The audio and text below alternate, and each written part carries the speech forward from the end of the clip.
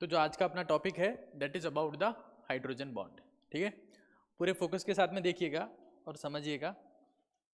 आपको एक बात बता देता हूं मैं, अपने जो बैच है ये ऑफलाइन भी है ऑनलाइन भी है, और हिंदुस्तान के लगभग 6 से 7 स्टेट के बच्चे देखते हैं इसे। आप लोग यहाँ देख रहे हो ना, उसके बाद लोग यूपी में देखते हैं, एमपी में देखते हैं, बिहार में देखते हैं, गुजरात में देखते हैं, यही ये सब क्लासेस। ठीक है, तो राजस्थानियों को दम दिखना चाहिए उधर। चलिए, हाइड्रोजन बॉन्ड।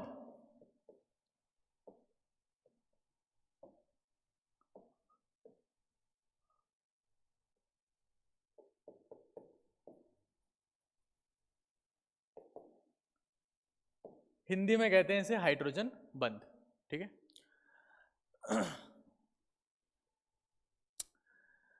तो सबसे पहली बात तो किस टाइप का बॉन्ड है? प्राइमरी बॉन्ड है, सेकेंडरी बॉन्ड है? सेकेंडरी बॉन्ड है। ठीक है ना, इसमें क्या नहीं होता, इलेक्ट्रॉन्स का इन्वॉल्वमेंट नहीं होता। क्या होगा? सिर्फ इलेक्ट्रोस्टैटिक फोर्स ऑफ अट्रैक्शन। जब मैंने बॉन्ड्स का क्लासिफिकेशन पढ़ा था, अभी बात आपको बताइए। ठीक है, तो वापस से लिख देते हैं।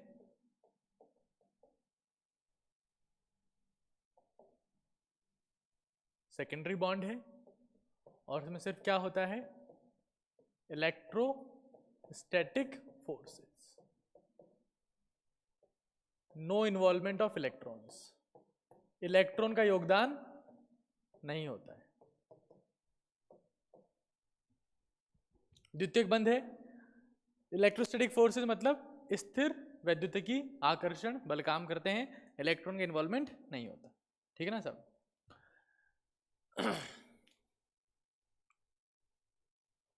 बहुत बढ़िया। अब सबसे पहली चीज अपन क्या देखेंगे कि हाइड्रोजन बॉन्ड के फॉर्मेशन की रिक्वायरमेंट क्या है। मतलब शर्त, किस केस में हाइड्रोजन बॉन्ड का फॉर्मेशन होगा। क्या देख रहे हैं? सबसे पहले अपन रिक्वायरमेंट क्या है ना? तो शर्त क्या है? हाइड्रोजन, फ्लोरीन, ऑक्सीजन या नाइट्रोजन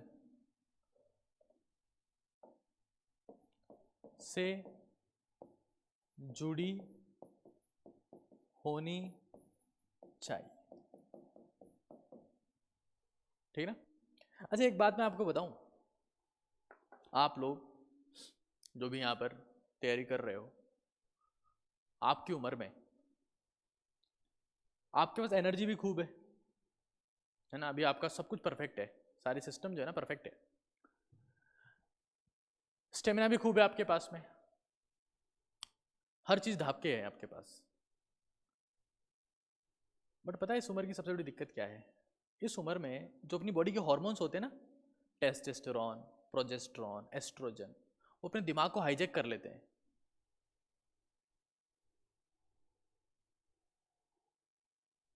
वो चाहते हैं कि तू ये कर।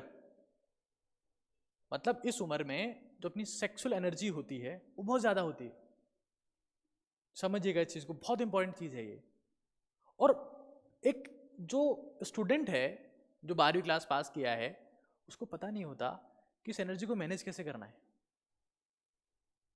तो इस एनर्जी के चक्कर में खुद का इतना टाइम खराब कर देता है, इतनी एनर्जी वेस्ट कर देता है कि वो बिल्कुल खत्म हो जाता है, उसका फोकस ही नहीं आ पाता।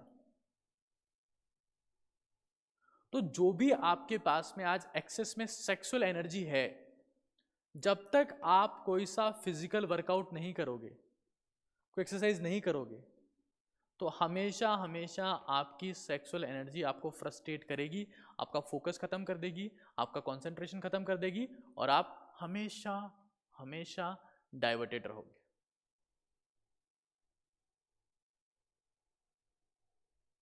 दिमाग तो बहुत है, पढ़ता नहीं है।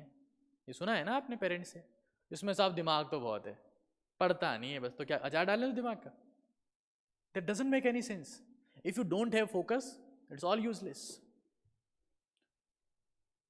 तो हम क्या करेंगे?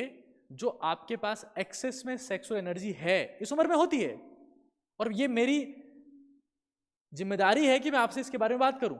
टीचर्स कतराते हैं, अरे यार ये सब बातें कैसे कर रहे हो सर हमारे सामने, but I talk about all these things, क्योंकि मुझे पता है जब मैं 12वीं क्लास में था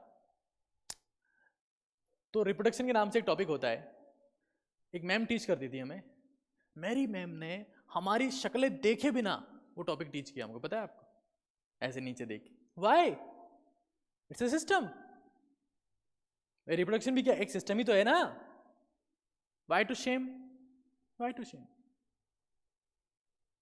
तो कोई बात, और पेरेंट्स भी बात नहीं करते। जब पेरेंट्स बात नहीं कर रहे इसके बारे में, है ना, उनसे पूछो पापा मैं कहाँ से, मतलब कैसे पैदा हुआ, बेटा तो हमें चौराहे पे मिला था। ये लो they don't have a reason, बेटा तेरे को उस चौराहे से लेके आए थे बेटा। अब ऐसे माँ बाप क्या बताएंगे टाबर को? ये मेरी जिम्मेदारी कि मैं आपसे बताऊं, आपसे डिस्कस करूं ये बातें। तो जो आपकी सेक्सुअल एनर्जी है जो आप में एक्सेस में है, अगर आप कोई फिजिकल वर्कआउट नहीं करेंगे तो क्या होगा? तो आपकी खोपड़ी में आएगी और आपका माइंड डाइवर्ट रहेगा। और सबसे इंपॉर्टेंट चीज क्या है उसके लिए? आपका मॉर्निंग रूटीन फॉलो होना चाहिए। ये मेल्स के लिए ज्यादा है, फीमेल्स फिर they can control all these things, but उनके लिए भी है।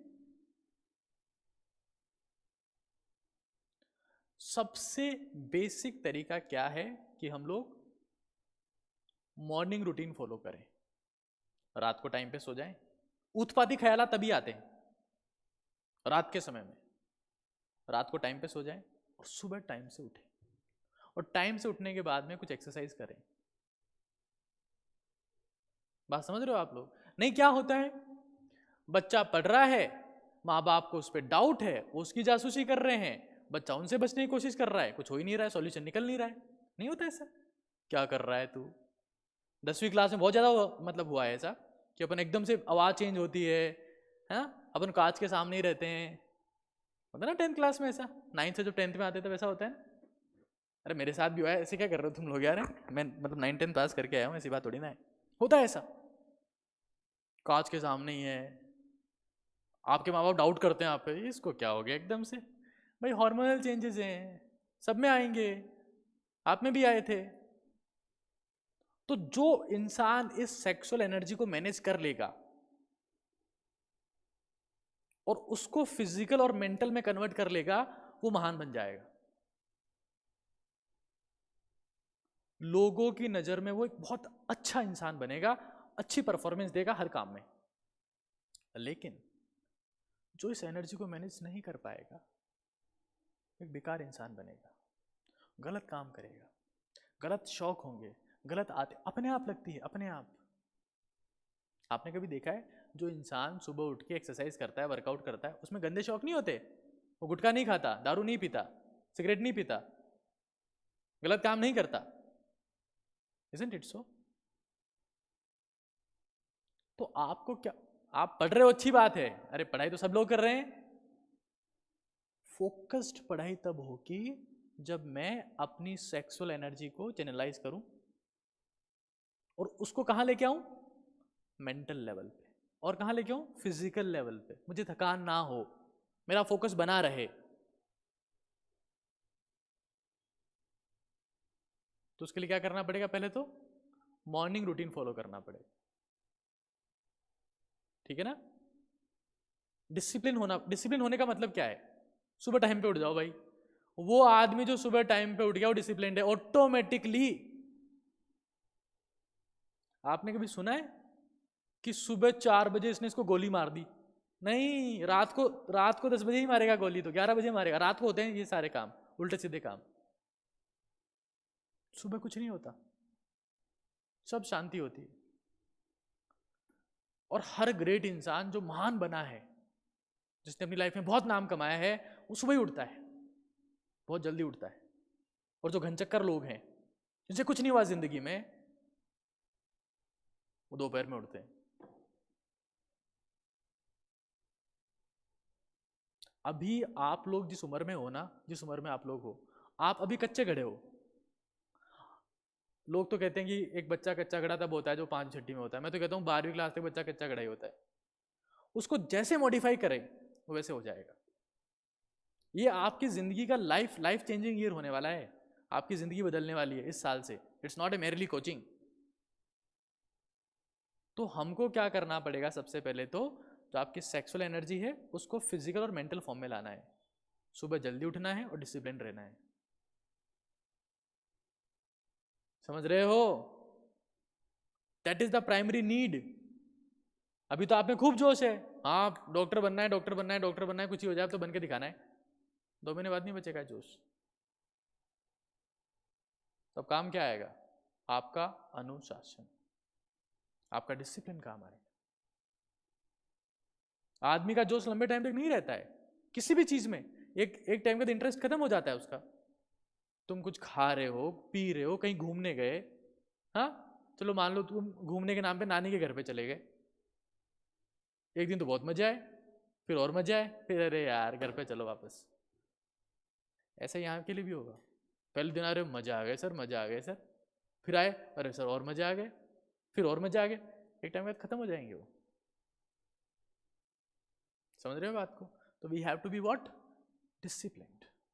चलिए आगे चलते हैं। किसकी बात कर रहे हैं अपन? बोलना पड़े यार, ऐसे क्या मतलब यार है? मैं इतनी देर बोला, तुम एक शब्द नहीं बोल रहे हो, बताओ क्या मतलब फिर? जब ये अभी तो 4-5 बच्चे बैठे हैं यहाँ पे, सिस्टम जब ओपन हो जाएगा पूरा, तो मैं जो मेरा टीचिंग का कॉन्सेप्ट होता है वो होता है जमूरे उस्ताद पे। हाँ आपने सुना है जमूरा उस्ताद का कॉन्सेप्ट? नहीं सुना है? सुनोगे बाद में सुनोगे। चलो अभी उस कॉन्सेप्ट पे टीच नहीं कर सकते। जब उस कॉन्सेप्ट पे टीचिंग होती है ना, तो इस क्लास की आवाज़ पूरी इस रोड पे जाती है, और बाकी सब ऊपर नीचे हर फ्लोर पे ये लग रहा होता है कि हो क्या रहा है यहाँ पे। इतना भयंकर एनर्जी होती है इस क्लास में। तुम 3-4 लोग बैठे हो, मैं भी शो नहीं कर रहा हूँ एनर्जी। खैर जाने दो। पहली शर्त देखो क्या लिखा हुआ है। हाइड्रोजन फोन से जुड़ी होनी चाहिए, मतलब फ्लोरीन, ऑक्सीजन, नाइट्रोजन। ठीक है ना, पहली बात। दूसरी बात, ये पहली नीड है। इन तीनों में क्या खासियत है भाई? हाँ ये तीनों क्या है?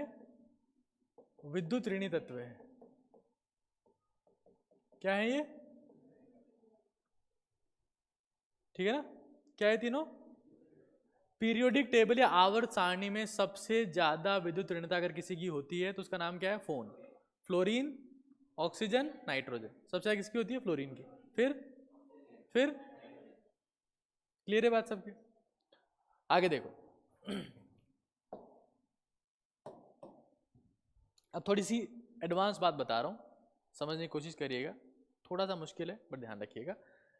वैसे तो बहुत सिंपल है बट फिर भी बोल देता हूँ आप लोगों को पहले ही।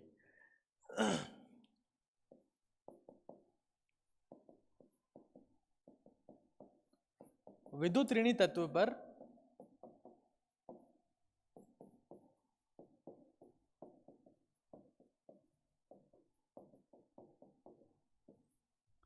लोन पेयर होना चाहिए साहब।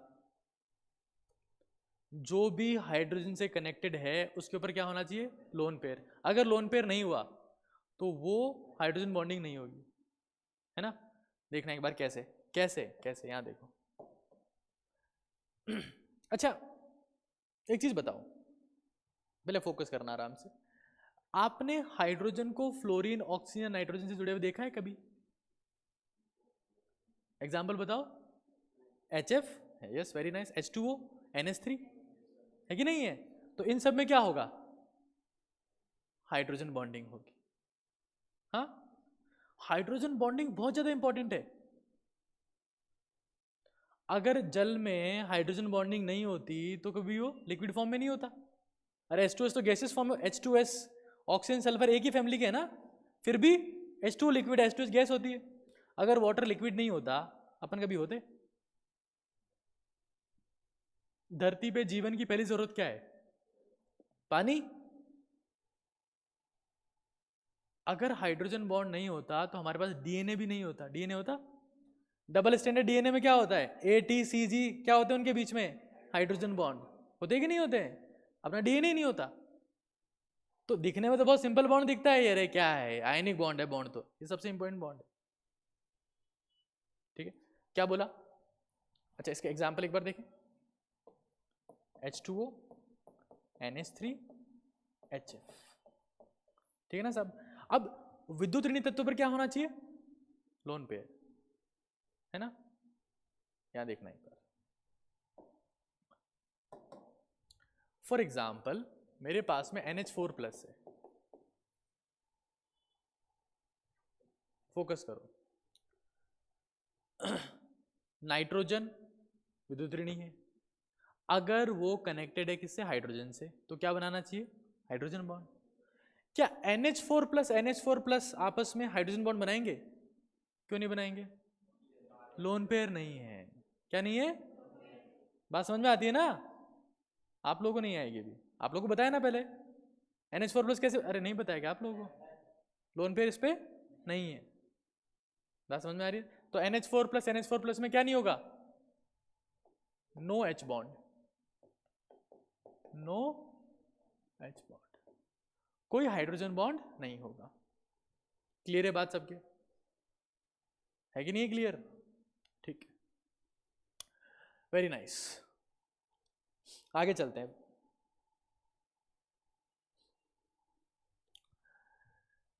एग्जाम्पल आपने बता दिए H2 NH3 HF, ठीक है ना, ये पहली क्या अपन ने क्या देखी, शर्त। दूसरा देखते हैं स्ट्रेंथ, ये तो हमने क्या देख ली, रिक्वायरमेंट, वन सेकेंड, ये हमने देख ली है रिक्वायरमेंट, दिख रहा है आप लोगों को। अब मैं थोड़ा जादू चल रहा है इसमें, चलिए अब आगे चलते हैं अपन और देखते हैं second point, that is the strength. लिख दूं इसी में, दिख रहा है ना सबको, स्ट्रेंथ मतलब जो हाइड्रोजन बॉन्ड बनेगा उसकी स्ट्रेंथ क्या होगी,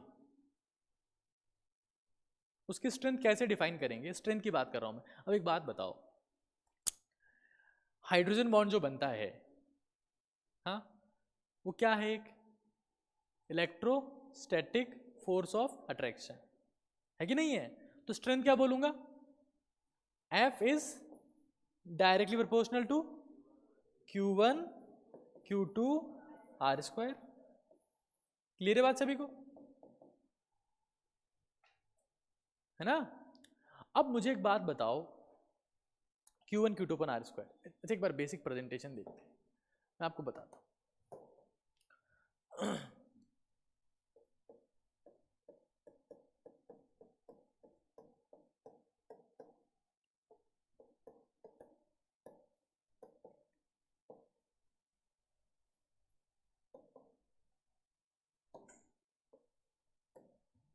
बेसिक प्रेजेंटेशन देख रहे हैं एक बार किसका, हाइड्रोजन बॉन्ड का, ठीक है ना।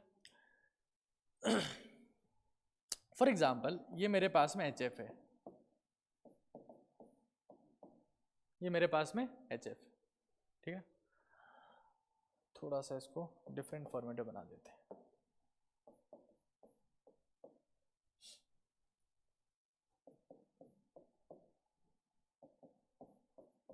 देखना एक बार ऐसा क्यों बनाया, उसका रीजन आपको बता दूंगा अभी आगे, फोकस करिए, बेसिक प्रेजेंटेशन की बात करें। ये कौन है,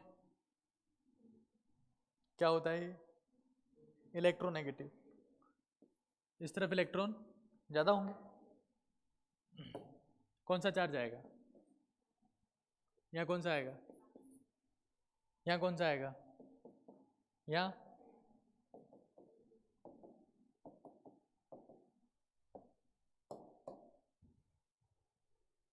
अब ऑपोजिट चार्जेस हैं तो क्या होगा वहां पर, अट्रैक्शन।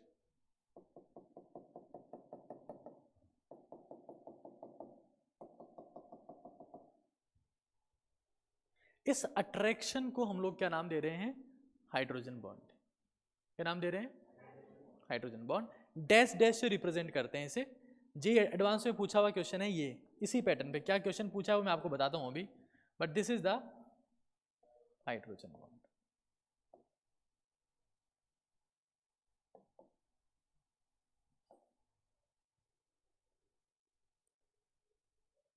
ये बेसिक प्रेजेंटेशन है।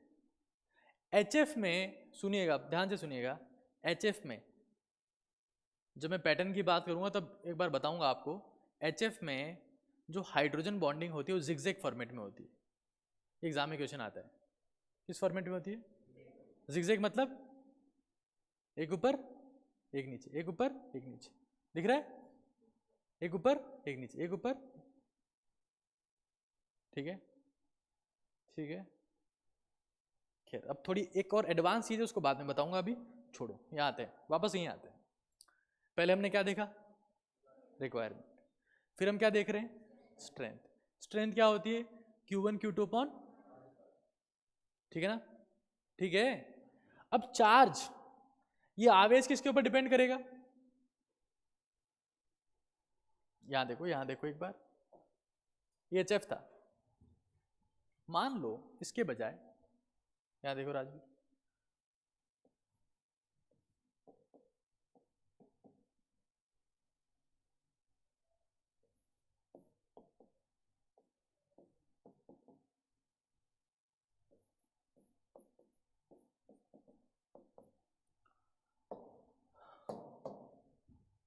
ये वाटर है, ठीक है। कौन सा आवेश होगा?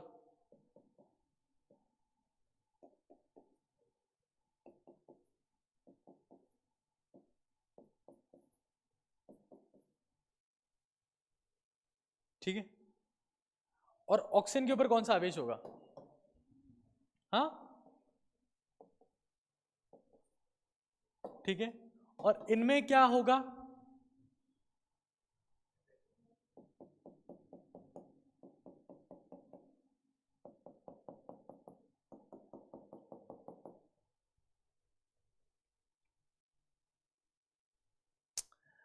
पार्शियल पॉजिटिव चार्ज यहां पर भी है, पार्शियल पॉजिटिव चार्ज यहां पर भी है। कौन सा पार्शियल पॉजिटिव चार्ज ज्यादा है? HF वाला। क्यों? फ्लोरीन ज्यादा विद्युत ऋणी है। अभी बालक पढ़ के आया ना, इसको सब पता है पहले से। फ्लोरीन क्या है? ज्यादा विद्युत ऋणी। तो मैंने क्या बताया आपको रिक्वायरमेंट में, स्ट्रेंथ में, F is Q1 Q2 upon R square. आवेश किसके ऊपर डिपेंड करेगा? विद्युत ऋणता में अंतर पर, कि हाइड्रोजन और fluorine, hydrogen oxygen, hydrogen nitrogen, अंतर किसमें ज्यादा है। तो ये किसके ऊपर डिपेंड करेगा? Delta EN। EN का मतलब क्या है? इलेक्ट्रोनेगेटिविटी। डेल्टा मतलब अंतर, विद्युत ऋणता में अंतर, क्या लिखते हैं उसको? डेल्टा EN, मतलब विद्युत ऋणता में अंतर, ठीक है ना? दो, पूरा फोकस के साथ में बैठो आप लोग। मैंने आपको शुरू में ही बोल दिया कि आपको सब कुछ समझ में आएगा अभी से लेकर साल के आखिर तक, बस पूरा फोकस रहना है। हाँ, बीच में कोई दिक्कत प्रॉब्लम करती है, नहीं आता समझ में, तो वो मैंने स्किप कर दिया एक स्टेप, उसमें अगले स्टेप में समझ में आ जाएगा वो। कुछ ऐसा होगा नहीं जो आपको समझ में ना आया हो।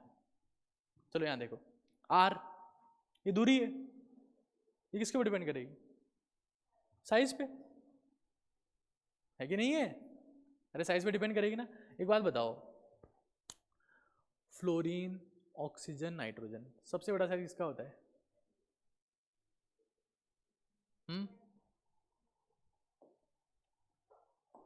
बताओ।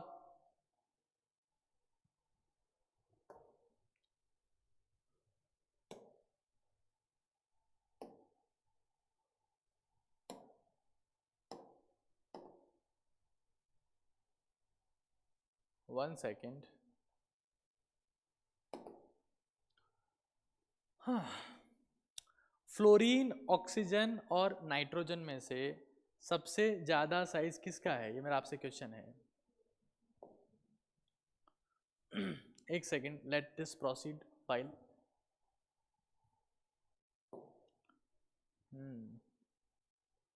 It will cause a problem.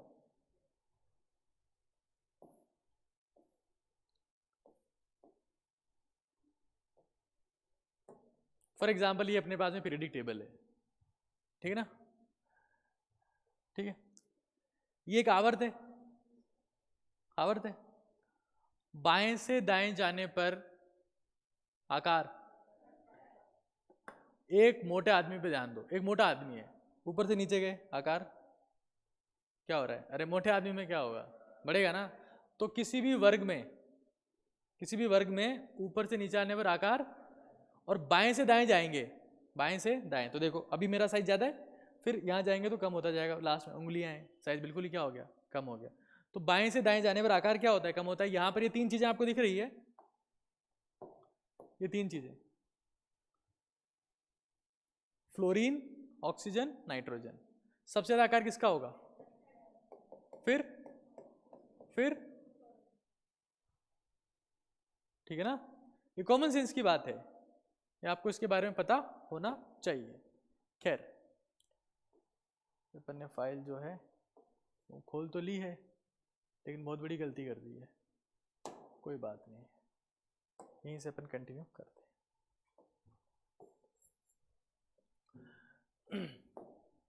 Radius, distance किसके ऊपर डिपेंड करेगी, ओहो, एटॉमिक साइज, ठीक है, तो दोनों चीजें, चाहे विद्युत ऋणता का अंतर हो, चाहे मेरे पास में आकार हो, किसको सपोर्ट करती है, फ्लोरीन को, क्यों, उसका आकार भी क्या होता है और भी ज्यादा होती है, क्या, विद्युत ऋणता, ठीक है ना, तो सबसे स्ट्रॉन्ग हाइड्रोजन बॉन्ड कौन बनाएगा, फिर ऑक्सीजन हाइड्रोजन वाला बॉन्ड, फिर, ठीक है, तो यहां देखो स्ट्रेंथ HF H2O NH3,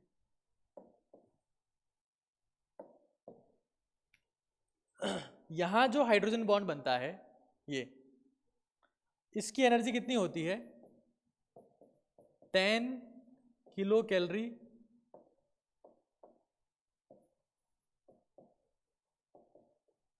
पर मोल, कितनी होती है, 10 किलो कैलोरी पर मोल, इसकी कितनी होती है 7, इसकी कितनी होती है 3, वेरी नाइस।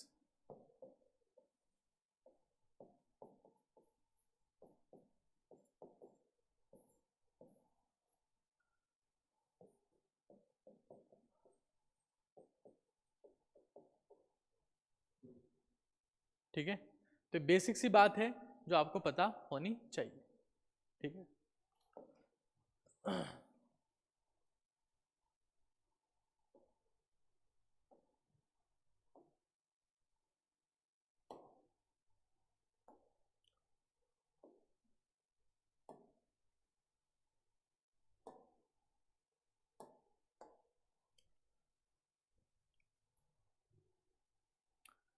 आगे चलें, आप लोग नोट नहीं कर रहे क्या ऐसे, थोड़ा बहुत तो नोट करते रहो साथ साथ में यार, ऐसे क्या, बिल्कुल टाइम पास हो जाएगा इसका।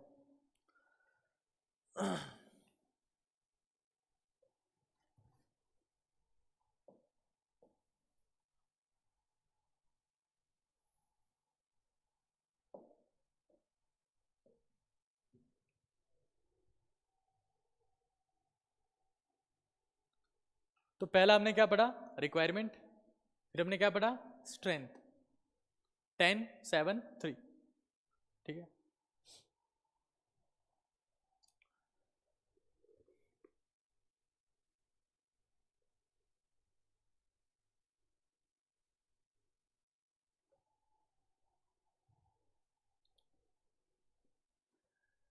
जो नेक्स्ट अपन लोग डिस्कस करने वाले हैं वो क्या है,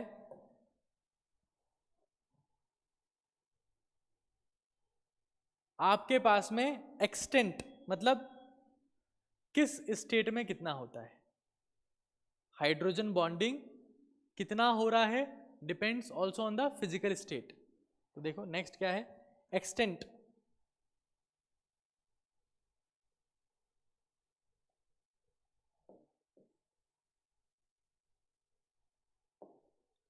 नेक्स्ट मेरे पास में क्या है, एक्सटेंट।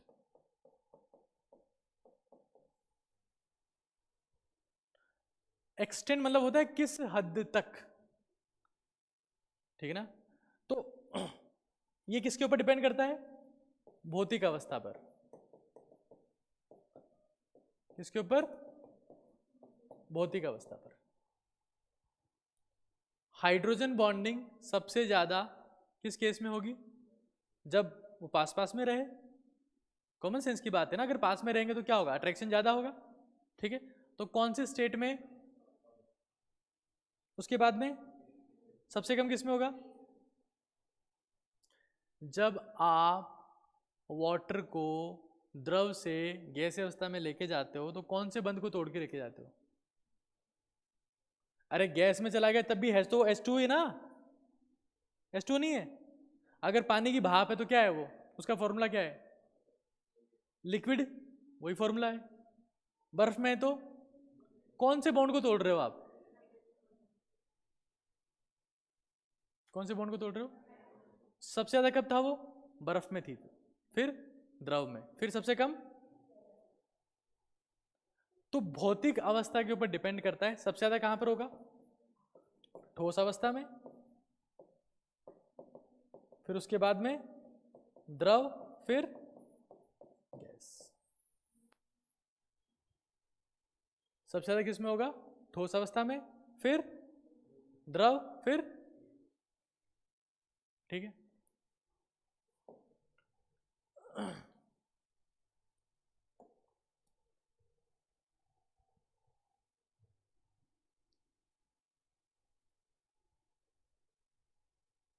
चलो, तीन चीजें पढ़ चुके हैं, क्या क्या, रिक्वायरमेंट क्या है, फिर स्ट्रेंथ क्या है, फिर एक्सटेंट, ठीक है।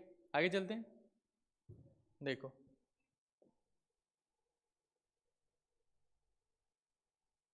बताओ नेक्स्ट क्या है, पैटर्न। जो हाइड्रोजन बॉन्डिंग का फॉर्मेशन हो रहा है उसका पैटर्न क्या है, ठीक है, बताओ। पैटर्न, एक सेकेंड, पैटर्न अपने को देखना है H2O, HF और NH3 में। देखो एक बार,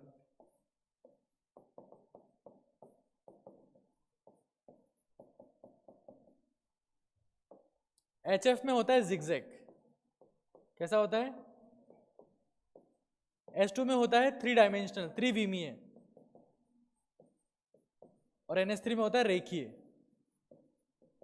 मतलब लीनियर। इस पे क्वेश्चन आता है एग्जाम में, जो हाइड्रोजन बॉन्डिंग है उसका पैटर्न क्या है। इस पे एग्जाम में क्या आता है, अपने पास में क्वेश्चन आता है।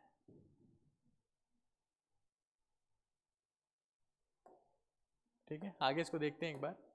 यहाँ देखो एक बार आप लोग, फोकस करना अब यहाँ पर।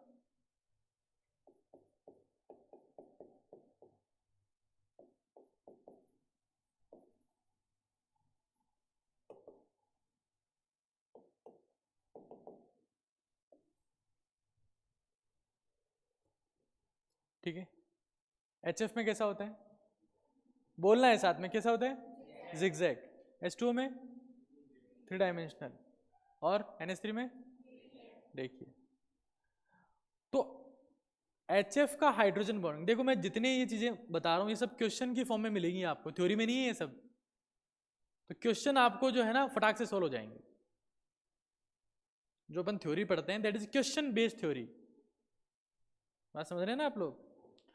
तो अगर आपको HF में हाइड्रोजन बॉन्डिंग बतानी है तो ऐसे बॉन्ड बनाने पहले से, एक लाइन ऐसे, एक ऐसे, एक लाइन ऐसे, एक ऐसे, एक ऐसे, एक ऐसे, फिर 4 ऑप्शन दिए जेईई एडवांस में, चारों में जिगजैग था। चक्कर आ गया सबको, तो हमने जिगजैग पढ़ा था, या तो मतलब 4 ऑप्शन जिगजैग है, फिर भी एक ऑप्शन चाहिए, क्यों, वो आपको ध्यान चलेगा। यहाँ लिखा है HF, यहाँ लिखा है HF। ये सबसे परफेक्ट है क्यों, मैं आपको बताता हूँ।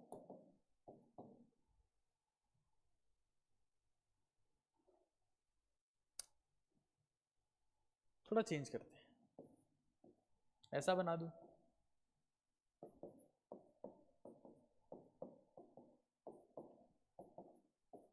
या ऐसा बना दूं, जैसी मर्जी आए वैसा बना दूं, है ना, मेरी मर्जी। ठीक है, ऐसे चलते जाते हैं।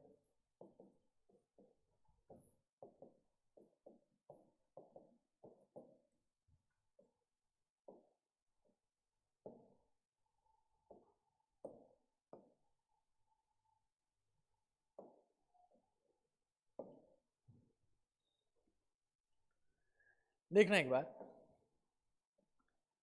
ये जो पैटर्न आपको दिख रहा है, बनाते हैं बॉन्ड।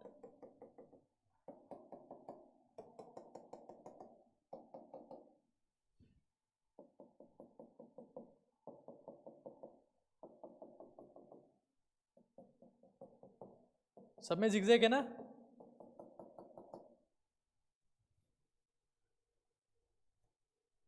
सही कौन सा है इसमें से, फर्स्ट सेकंड थर्ड? हाँ, तो देख के चक्कर आते हैं लोगों को, तो ये गलत है और ये भी गलत है। क्यों? इसमें सारे फ्लोरीन ऊपर की तरफ हैं और इसमें सारे फ्लोरीन किस तरफ है, तो क्या दिक्कत होगी उससे? अगर फ्लोरीन मेरे पास में कहाँ है, ऊपर है और नीचे है, तो फ्लोरीन के ऊपर क्या होता है, क्या होता है, उनमें क्या होगा, प्रतिकर्षण। क्या होगा? तो इनमें लोन पेयर के बीच में प्रतिकर्षण को कम करने के लिए दूरी क्या होनी चाहिए, मैक्सिमम। कहां पर है मैक्सिमम दूरी? एक ऊपर एक नीचे, एक ऊपर एक नीचे, एक ऊपर एक नीचे। एक साथ ऊपर होंगे तब भी स्टेबल नहीं होगा, सारे नीचे होंगे तब भी स्टेबल कहां होने चाहिए, एक ऊपर एक नीचे, एक ऊपर एक नीचे। इसलिए लाइन कैसे बनाते हैं, यूं। समझ रहे हो? ये this is the correct option. समझ रहे हो? तो पैटर्न ऑफ हाइड्रोजन बॉन्डिंग अपन देख रहे हैं। HF में कैसी होती है, जिगजैग। कैसी होती है? आगे देखो एक बार।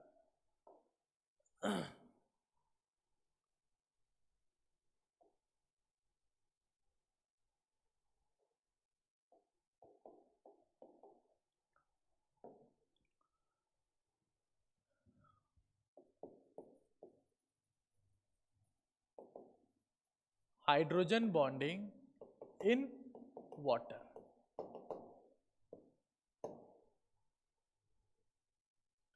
अगर आपसे पूछा जाए कि बर्फ पानी के ऊपर तैरती है, उसका रीजन क्या है? कोई भी चीज अगर किसी के ऊपर तैर रही है मतलब क्या है, उसे हल्की है, कॉमन सेंस है ना। तो बर्फ पानी के ऊपर तैरती है, उसका रीजन क्या है? Hydrogen bonding, 3D hydrogen bonding. कैसे देखना एक बार, यहां देखना।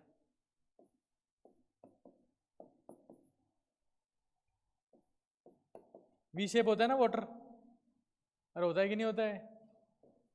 हाँ,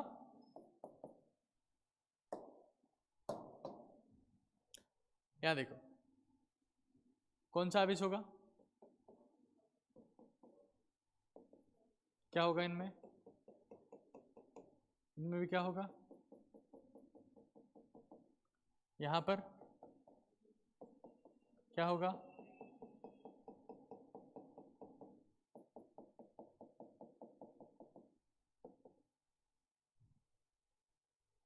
ठीक है।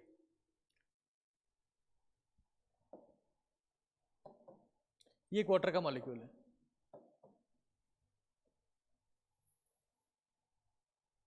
ठीक है। इस H2O ने कितने हाइड्रोजन बॉन्ड बनाए? 4 देख रहे हैं, ये क्वेश्चन एग्जाम में आता है कि पानी का एक अणु कितने हाइड्रोजन बॉन्ड बना सकता है? 4। और चारों किस फॉर्म में होते हैं? 3D में। आपने अशोक स्तंभ देखा है? अशोक स्तंभ, अरे इसमें शेर है, कितने शेर है उसमें? दिखते तो 3 ही है। एक शेर आगे निकला हुआ है, 2 साइड में है, एक पीछे है। अगर आप भागते हुए जाओगे उसकी तरफ तो कौन से शेर से टकराओगे? जो आगे निकला हुआ है, 2 साइड में, और चौथे वाले शेर से मिलना है तो आपको घूम के जाना पड़ेगा पीछे। वैसा होता है इसमें हाइड्रोजन बॉन्डिंग, 3D में होता है। 2 एक ही प्लेन में, एक आगे एक पीछे। अब यहाँ तो 2D में बना दिया मैंने। अच्छा, जो हाइड्रोजन बॉन्डिंग होती है उसकी वजह से क्या हो जाएगा? अब देखो, अरे ये बहुत काम की चीज है यार। इसमें जो हाइड्रोजन बॉन्डिंग हो रही है उसकी वजह से क्या हो रहा है? क्या हो रहा है? ये बीच की जगह फालतू पड़ी है, ये तो काम ही नहीं आएगी ना आगे। भाई 3D में है ना, तो बीच की जगह HF में कुछ था क्या ऐसा? कुछ थी क्या उसमें बीच की जगह? इसमें क्या बन गया? पिंजरा बन गया। क्या बन गया इसमें? केज लाइक स्ट्रक्चर आ गई। तो जब पिंजरा बना तो बीच में क्या आ गई? जगह आई। मास तो वही है लेकिन वॉल्यूम बढ़ गया। अगर भार वही है, आयतन बढ़ गया है, तो घनत्व क्या हो जाता है?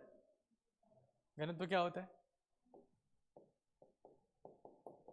द्रव्यमान बटा आयतन। आयतन बढ़ जाएगा तो घनत्व क्या हो जाएगा? ये क्या है?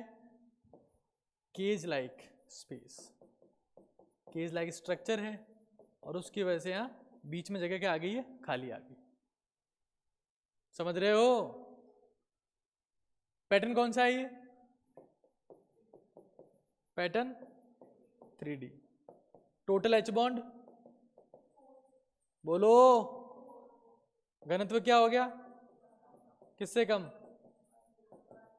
पानी से कम। घनत्व क्या हो गया? तीनों क्वेश्चन आते एग्जाम में। स्ट्रक्चर कैसी है? पिंजरे जैसी है ना, पिंजरे नुमा।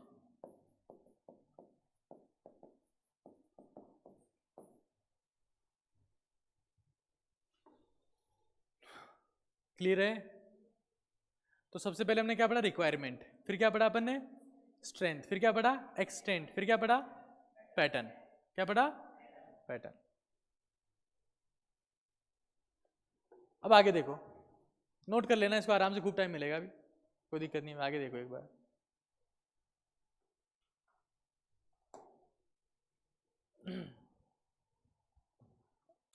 नींद आ रही है? सो चलता है थोड़ा सा। आगे देखो, हाइड्रोजन बॉन्डिंग। अच्छा, एक और चीज जो मैंने मिस कर दी, क्या? इसकी स्ट्रेंथ कितनी है? ये जो हाइड्रोजन बॉन्ड है, ये अगर कितना होता है? 7 किलो कैलोरी।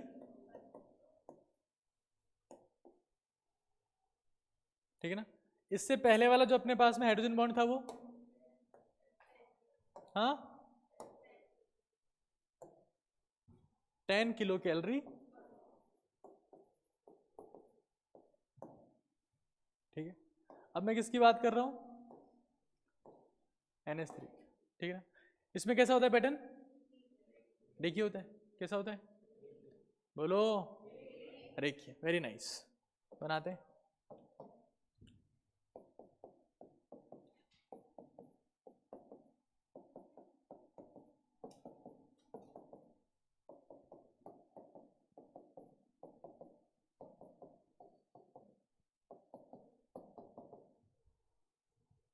इस फॉर्मेट में अरेंज्ड होते हैं। आप देखेंगे पिंजरा और कहीं नहीं बनेगा, वो सिर्फ कहां बना था? वाटर वाले केस में। ठीक है, वहां पिंजरा बन गया था, बराबर स्पेस था। यहां देखो, चार्ज कौन सा आएगा? बताओ इसके ऊपर। पार्शियल, यहां पर पार्शियल, पार्शियल, नेगेटिव, नेगेटिव।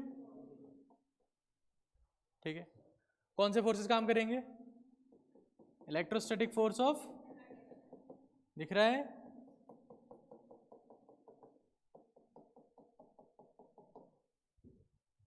इस फॉर्मेट में स्ट्रेंथ क्या है इसकी? 3। कितनी है?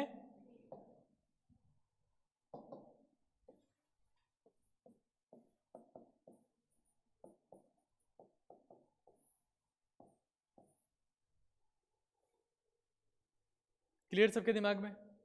आता है समझ में? चलो,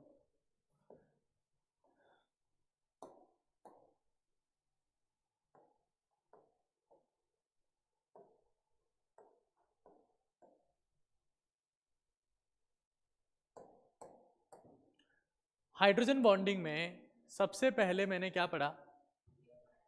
हाँ, रिक्वायरमेंट। फिर क्या पढ़ा? फिर क्या पढ़ा? फिर क्या पढ़ा? पैटर्न। अब मैं लास्ट टाइप बता रहा हूं, टाइप्स ऑफ हाइड्रोजन बॉन्डिंग। क्या बता रहा हूं?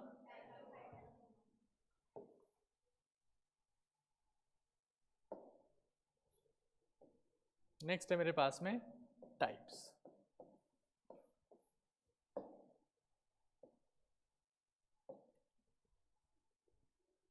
तो हाइड्रोजन बॉन्डिंग के टाइप्स तो मैं आपको लेक्चरों में बता चुका हूं। कितने टाइप के होते हैं? कौन कौन से? इंट्रामॉलिक्यूलर और इंटरमॉलिक्यूलर, अंतर अणुओं और अंतर अणु। ठीक है ना? 2 टाइप के होते हैं, लिख दें।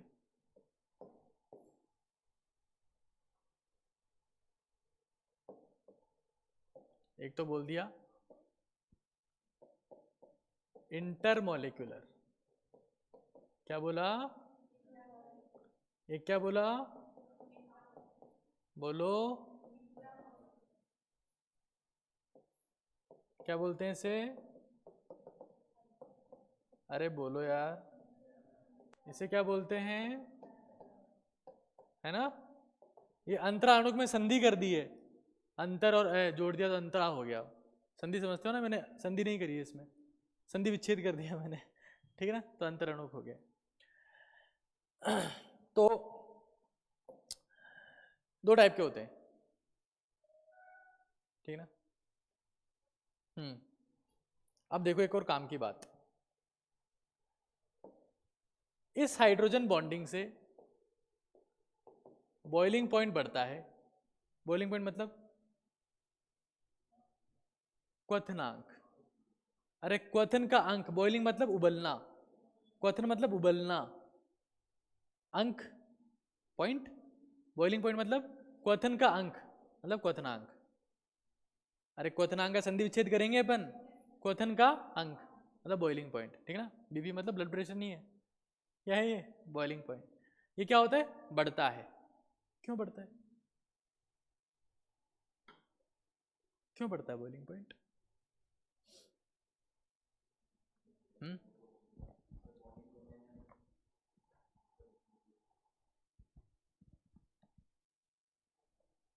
बॉइलिंग पॉइंट का मतलब क्या है? सुनो यार, तुम लोग हर चीज को रटे हुए हो।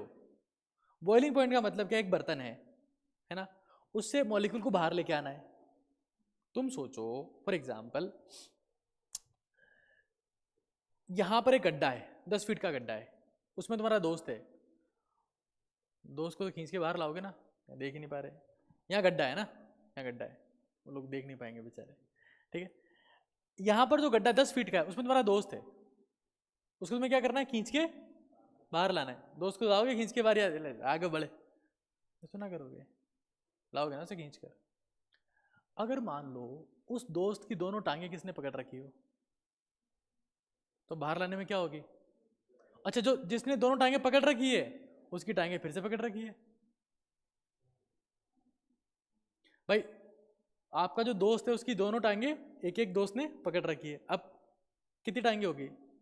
4। अरे एक के 2 टांगे होती है, ये तो पता है, एक इंसान की 2 टांगे होती है, 2 की कितनी होगी? 4। फिर जो 4 है उनकी फिर से। तो अब तुम्हें दिख तो एक दोस्त रहा है, लेकिन उसको बाहर लाना क्या आसान है क्या? मुश्किल है। जैसे अपन खींचते हैं वैसे वो काम कौन कर रहा है? हीट कर रही है। ठीक है? तो अगर वाटर के मॉलिक्यूल आपस में जुड़े हुए हैं तो उनको बाहर निकालना क्या हो जाएगा? मुश्किल। क्यों? उनका मास बढ़ गया ना। अरे जैसे एक आपका दोस्त जो है वो खुद तो 50-60 किलो का है, लेकिन अब उसके बाकी और घनचक्कर लटके हुए उसके साथ में, तो बाहर निकालना क्या हो गया, मुश्किल हो गया। तो ऐसे ही जो नॉर्मल एक मॉलिक्यूल था उसका मास तो कम था, लेकिन उसके बाकी सब लटके हुए हैं तो ज्यादा हो गया। अब हीट ज्यादा करना पड़ेगा। इंटर का मतलब क्या होता है, एक दूसरे से कनेक्टेड है, दूसरा तीसरे चौथा, और चेन बनी हुई है पूरी। तो जो मास दिखता है उससे ज्यादा है। हाइड्रोजन बॉन्डेड वाटर के मॉलिक्यूल का अणुभार 18 होगा, बहुत ज्यादा होगा। आपने पढ़ा होगा ना उसमें अणुसंख्या गुणधर्म में, नाम सुना है? उसमें एसिटिक एसिड का मास 60 के बजाय 120 आता था। क्यों आता था? हाइड्रोजन बॉन्डिंग की वजह से। बात समझ रहे हो ना आप लोग? नाम सुना है क्या अणुसंख्या गुणधर्म जिंदगी में? चलो, क्या बोला? इंटरमॉलिक्यूलर हाइड्रोजन बॉन्डिंग, उससे क्या बढ़ जाता है? बॉइलिंग। अच्छा, बॉइलिंग पॉइंट बढ़ गया तो वाष्प आसानी से बन जाएगी, आसानी से बन जाएगी वाष्प, बहुत मुश्किल से बनेगी। तो क्या बोलेंगे, वाष्प कम बन रही है तो वाष्प का दाब क्या हो गया, वेपर प्रेशर कम हो गया। ठीक है, बॉइलिंग पॉइंट बढ़ेगा ऑटोमेटिकली। ये आपस में क्या होते हैं, इनवर्स में होते हैं। हाँ, दोनों क्या होते हैं आपस में, इनवर्स में होते हैं। ठीक है, अब ये बढ़ गया, ये कम हो गया। ठीक है साहब। अच्छा एक बात बताओ, ये जो सब्सटेंस आपके पास में होगा इसकी विलेयता पे क्या फर्क पड़ेगा?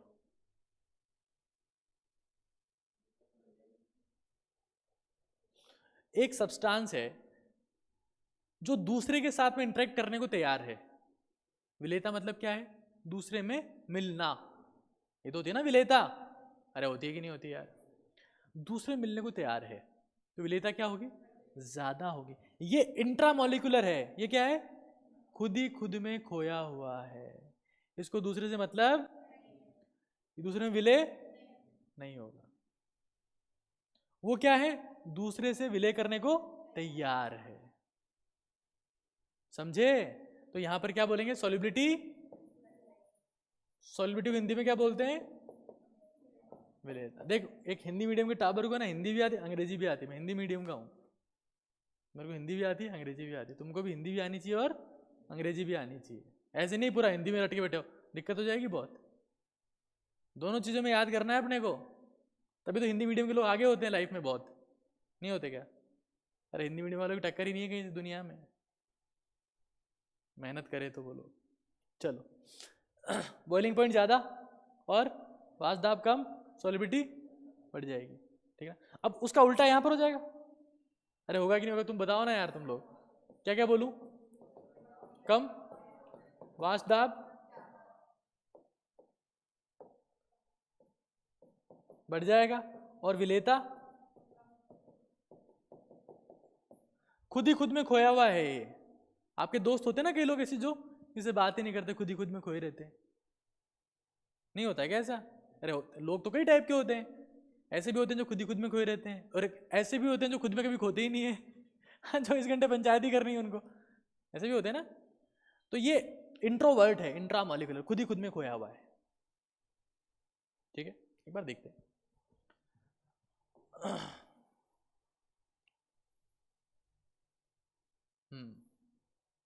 1 सेकेंड, मैं कहाँ लिख रहा हूँ मुझे भी नहीं पता चलता बहुत बार। तो चलो 1 सेकेंड, थोड़े दिन की दिक्कत तो रहेगी ना, तो चेंज हुआ एकदम से। पहले के टाइम में तो वो आराम से मार कर हुआ करते, सब ध्यान चलता था। एक फिक्स चीज़ होती है, अब ध्यान नहीं चलता कहाँ क्या लिखा हुआ है। थोड़ा आप लोग हिम्मत रखना है ना, ऐसे मत सोचना अरे सर को ही नहीं पता कहाँ क्या लिखा हुआ है, हैं? ऐसे मत सोचना, हिम्मत रखना थोड़ी। देखो,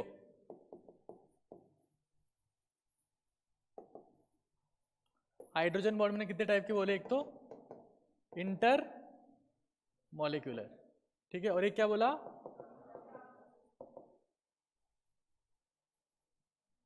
इंट्रामॉलिक्यूलर। ठीक है ना?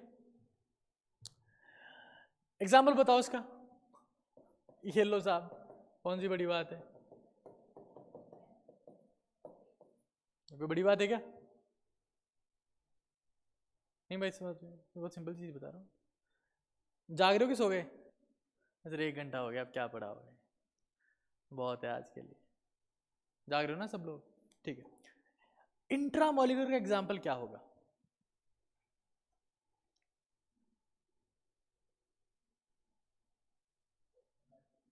हाँ, ऑर्थो सब्सटीट्यूटेड फिनॉल्स भी हो सकती है, अमीन्स भी हो सकती है, एल्डिहाइड भी हो सकते हैं, कार्बोक्सिलिक एसिड भी हो सकते हैं, कीटोन्स भी हो सकते हैं, कुछ भी हो सकता है, ऑर्थो पोजिशन में ग्रुप होना चाहिए बस। एक एग्जाम्पल थोड़ा ना इसका, तो बहुत सारे एग्जाम्पल है। ऑर्थो सब्सटीट्यूटेड जैसे कि बताओ।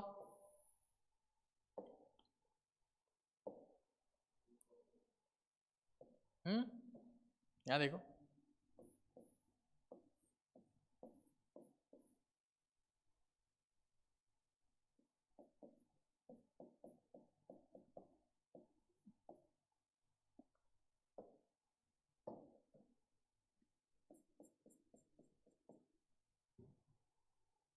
फिनॉल था, ऑर्थो पर कौन था उसके? नाइट्रो। क्या हो गया? जरूरी थोड़ा ना यही हो, हमेशा कुछ भी हो सकता है। हाँ, ये मेरे पास में कौन है? एनिलीन। बेंजीन के ऊपर NH2, क्या बोलते हैं इसको? एनिलीन, है ना? ये लो, ऑर्थो नाइट्रो एनिलीन, क्या हो जाएगा? ठीक है ना? ऐसे कुछ भी हो सकता है एग्जाम्पल, एग्जाम्पल में आपके पास में कुछ भी हो सकता है। आगे देखो,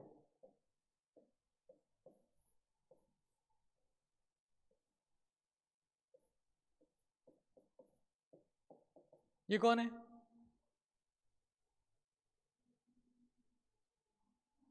अच्छा, ये बताओ ये कौन है? और ये कौन है? दोनों कार्बन डाइऑक्साइड है ना भाई। ये कौन है? ये बेंजल्डिहाइड है। कौन है? अरे यार, CHO ग्रुप क्या होता है? ये तो CHO ग्रुप ही तो है, बेंजीन के ऊपर CHO ग्रुप है, क्या है ये? बेंजल्डिहाइड। यहां लगाता हूं OH, क्या होगा इनके बीच में? क्या हो जाएगा? Hydrogen bonding. ठीक है, इसका नाम क्या है? Ortho nitro phenol. अभी तो इतने एग्जाम्पल बता रहे हैं, बाद में और बता दें। इसका नाम क्या है? ऑर्थो नाइट्रो, हाँ, एनिलीन। ठीक है, इसका नाम क्या है? Ortho hydroxy benzaldehyde. अभी मेरा ज्यादा फोकस IUPAC नेम के ऊपर नहीं है, NH2 ऊपर है, NO2 नीचे है, वो बात सेकेंडरी है, बता दी है। ऑर्थो पोजीशन पर कोई सा ग्रुप होगा तो वहां पर क्या हो सकती है? Intra molecular hydrogen. और अगर पैरा पर होगा तो नहीं होगी, फिर मतलब इंट्रा नहीं होगी। ऑर्थो मतलब क्या होता है? ऑर्थो जो शब्द है उसका मतलब क्या है? पास में। ऑर्थो मतलब क्या है? अच्छा, पैरा वर्ड का मतलब क्या है? सामने। क्या है? अरे, ये मेरे पास में, ये फोन मेरे पास में है, तुम क्या हो? सामने हो। अंतर हो ना दोनों में। मैं किसको टच कर सकता हूं पहले, तुमको कि फोन को? ये मेरे पास में है, ऑर्थो पोजीशन पर। तुम क्या हो? सामने हो। ठीक है, बात समझ में आ रही ना? ठीक है, तो यहाँ देखो, वापस फोकस करो, कॉन्सेप्ट के ऊपर ध्यान देना। देखो, कल मैं एप्लीकेशन के बारे में बात करूंगा, बहुत ज़्यादा एप्लीकेशन है हाइड्रोजन बॉन्ड की। कुछ एक चीज़ें आपको बताइए यार, ज़्यादा नहीं बताइए, थोड़ा थोड़ा बता रहे हैं। एकदम से बाढ़ आ गई तो दिक्कत हो जाएगी जीवन में, नहीं हो जाएगी दिक्कत है, थोड़ा थोड़ा जाना चाहिए। हाँ जी साहब, तो ये हमने पढ़ा, इसमें तो कुछ नहीं है, आगे और देखते हैं।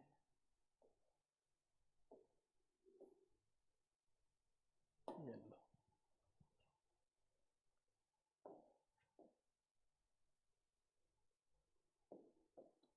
ये पूरा बेसिक आइडिया अपन ने लिया आज।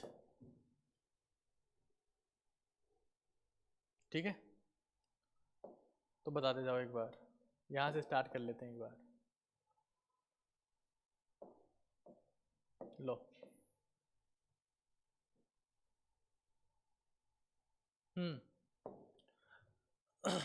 हाइड्रोजन बॉन्डिंग रिक्वायरमेंट क्या है? फ्लोरीन ऑक्सीजन या उसके ऊपर क्या होना चाहिए?